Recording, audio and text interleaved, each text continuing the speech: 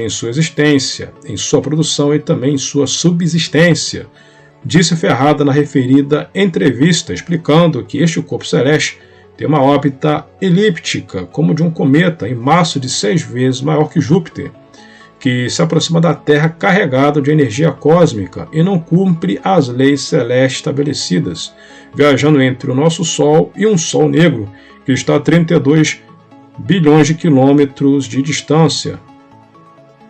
Ele acrescentou que entrará no Sistema Solar e seu passo mais próximo da Terra será em cerca de 14 milhões de quilômetros, o que será suficiente para exercer uma atração catastrófica sobre os minerais líquidos incandescentes no interior da Terra, causando grandes pressões internas e manifestações de vulcões e terremotos, especialmente em uma área que ele chamou de Triângulo Catastrófico entre o Chile, Espanha e Sumatra, que acabará. Olá! Hoje vamos falar do senhor astrofísico Carlos Nunes Ferrada, que é conhecido mundialmente, respeitado principalmente nos Estados Unidos, Europa, uma carreira muito brilhante dentro da ciência, até mesmo além de astrofísico. Ele, logo após sair das Forças Armadas, ele prestou serviço à Marinha chilena. Ele começou a se dedicar na ciência, se formou em meteorologia, sismologia, estudava, claro, os vulcões e logo em seguida a astrofísica. Ele preveu até mesmo uma mudança considerável na órbita do cometa de Halley, além de prever terremotos. O mais assustador, que esse homem fez um alerta para a humanidade de que existe um monstro lá em cima, e esse monstro traria terríveis consequências para o planeta Terra. E muito antes dele dar as caras, a humanidade seria brutalmente afetada, até mesmo em sua existência, subsistência. Você está no canal Olhos no Céu.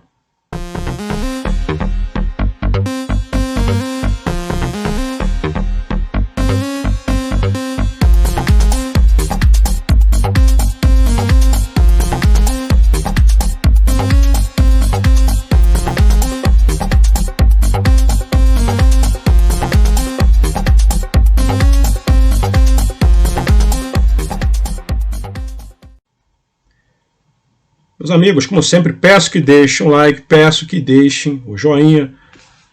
De acordo com a fonte El Observador, um site chileno, a passagem do planeta cometa, o cataclísmico e o último prognóstico de Carlos Nunes Ferrada, de seu observatório em Vila Alemana, o polêmico cientista emitiu as mais variadas previsões, uma das quais reaparece nesses tempos graças às mudanças climáticas. O que chamamos hoje de mudanças climáticas, podemos dizer que são perturbações astronômicas. Então o senhor Carlos Nunes Ferrada diz que quando esse corpo celeste estivesse em certa distância, seus efeitos ficariam mais evidentes e o planeta se comportaria de uma forma muito estranha. É o que estamos vendo nos tempos atuais, o que eu canso de mostrar aqui no canal Olhos no Céu, no canal Conexão Brasil, que eu mostro também em nosso Instagram, o planeta ele se contorcendo por completo. As muitas noites observando o céu infinito sobre os campos de sua terra natal, chamada Colbún, nas primeiras décadas do século XX, sem dúvida, marcaram a infância de Carlos Nunes Ferrada, que desde cedo mostrou que estaria realmente à frente de seu tempo. Proveniente de uma família de camponeses, seu nascimento foi registrado por seus pais Félix e Lastênia no registro civil de Hierbas Buenas, região de Maule, em 10 de janeiro de 1909. Já com 7 anos de idade, atravessou o campo e colinas para chegar à sua pequena escola de Linares, onde continuamente interrompia as aulas com suas perguntas sobre o universo, o Sol, algo que lhe rendeu o ridículo de seus colegas e mais de uma expulsão, mas isso não desanimou em sua ânsia de observar o fenômeno do nosso planeta e também do universo. Carreira meteórica. Seu pai o matriculou na Escola Náutica de Pilotines de Chile, graduando-se em 1929 como terceiro piloto, e por muitos anos serviu na antiga Companhia Marítima Estatal em Premar, onde se formou em 1956. Como primeiro piloto da Companhia Nacional Marinha Mercante, foi durante as suas viagens pelo mundo onde se apegou ao estudo autodidata das estrelas, das alterações no clima e das forças vulcânicas e tectônicas, que foi completamente até se licenciar como professor de astronomia e também meteorologia na Marinha, tornando-se professor de navegação aérea. Anos mais tarde ingressou na Lantille como técnico de meteorologia, tornando-se chefe de meteorologia da empresa. Ele também estudou engenharia e física experimental na Universidade do Chile, realizando estudos na Sociedade Astronômica de Paris e tornando-se membro da Lyon Astronomical Society e da Milan Astronomical Society. Então, um homem com uma bagagem dessa é muito preocupante.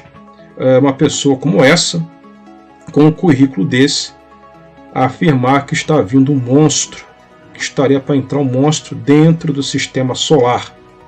Então é muito preocupante. Provavelmente é o mesmo objeto que o Konstantin Bryant e Mark Brown estão estudando, próximo ao cinturão de Kuiper. Fama internacional. Em 1936 foi o responsável pela criação, juntamente com o arcebispo Santiago Silva, do Observatório de Concepción, cidade de onde ascendeu à fama internacional.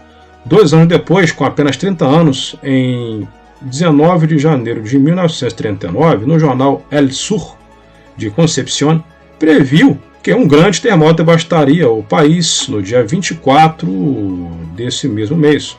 Poucos levaram em conta suas palavras, mas o grande terremoto de Chillán chegou sim, com 4 horas de intervalo, deixando 5 províncias em ruínas e causando a morte de 40 mil chilenos, o maior número de óbitos em um terremoto na história do Chile. Quando sua fama de cientista e pesquisador se tornou conhecida entre 1940 e 1948, foi contratado como astrônomo pesquisador pelos governos do Panamá, Nicarágua e também El Salvador.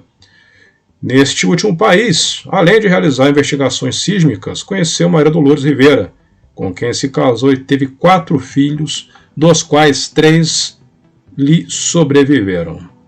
Em 1948, instalou-se definitivamente numa casa central da rua Dias de Vila Alemana, onde construiu o laboratório com aparelhos de sismologia de segunda mão e outros de meteorologia de sua autoria.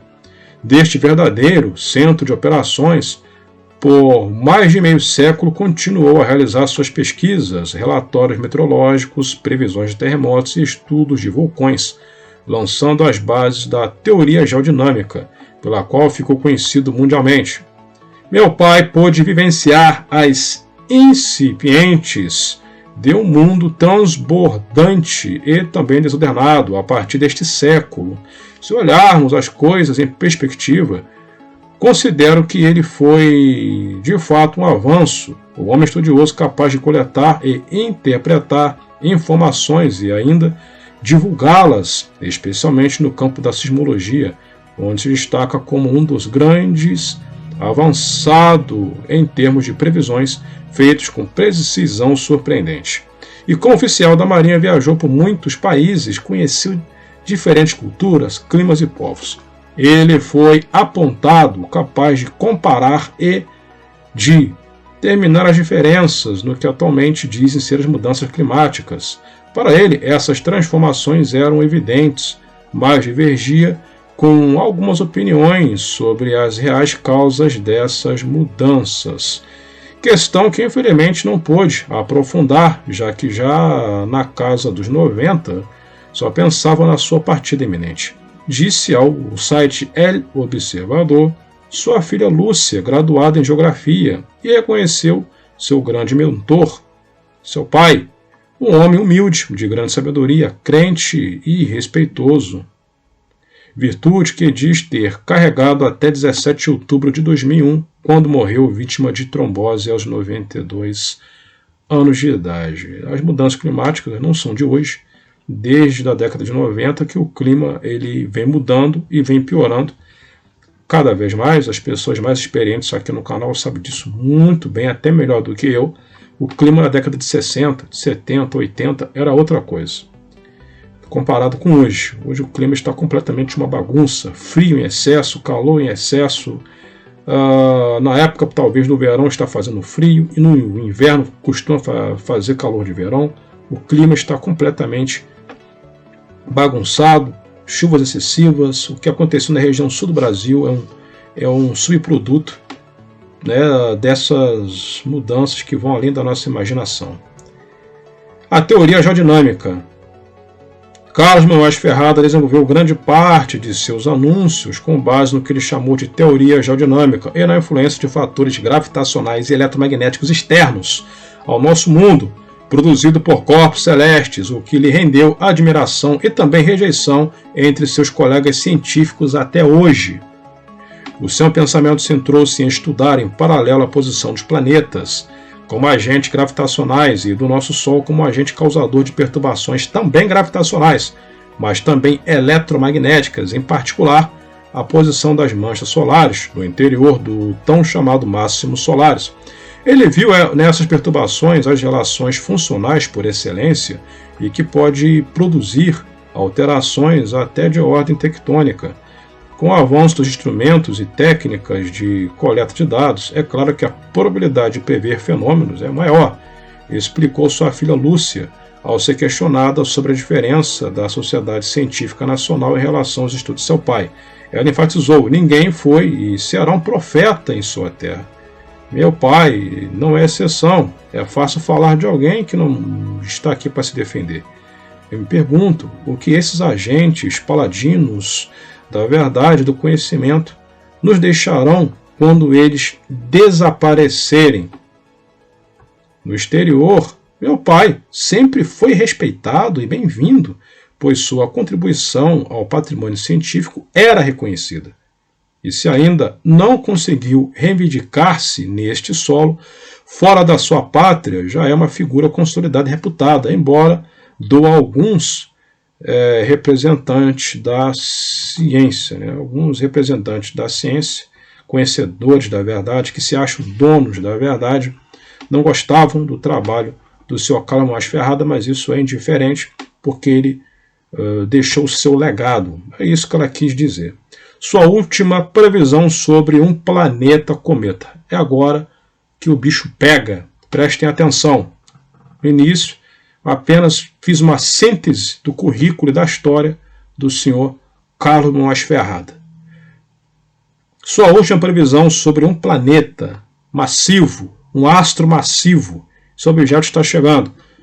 Mas uma das propagandas que mais tem interesse na última, despertou mais interesse nessa última década, é que Carlos Monroy Ferrada vem estudando desde os anos 1940 e que se tornou massivo após uma última entrevista transmitida pelo Canal 4 de Porto Rico em 1999. Eu sempre passo essa entrevista aqui nos canais.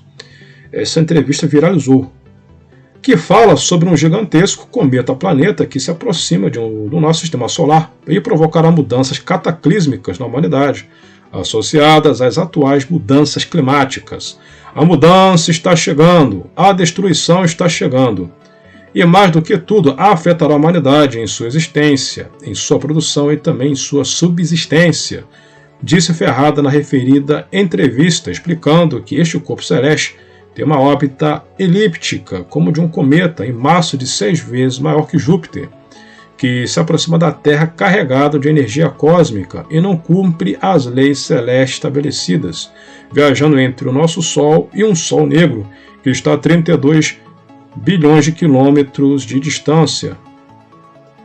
Ele acrescentou que entrará no sistema solar e seu passo mais próximo da Terra será em cerca de 14 milhões de quilômetros, o que será suficiente para exercer uma atração catastrófica sobre os minerais líquidos incandescentes no interior da Terra, causando grandes pressões internas e manifestações de vulcões e terremotos, especialmente em uma área que ele chamou de Triângulo Catastrófico entre o Chile, Espanha e Sumatra, que acabará provocando mudanças e a destruição de tudo o que conhecemos. O professor geólogo Jorge Garcês, que já esteve aqui em nosso canal, ele também como geólogo afirma que isso é possível, né, esse objeto provocar aí terremotos nunca presenciados e estragos também na crosta terrestre, estragos nunca presenciados com a aproximação desse objeto, que vai passar apenas, de acordo com os cálculos do Sr. Ferrada, a 14 milhões de quilômetros. É muito perto. Espero que vocês tenham gostado. Dê dando like, compartilhem. Até mais e até a próxima.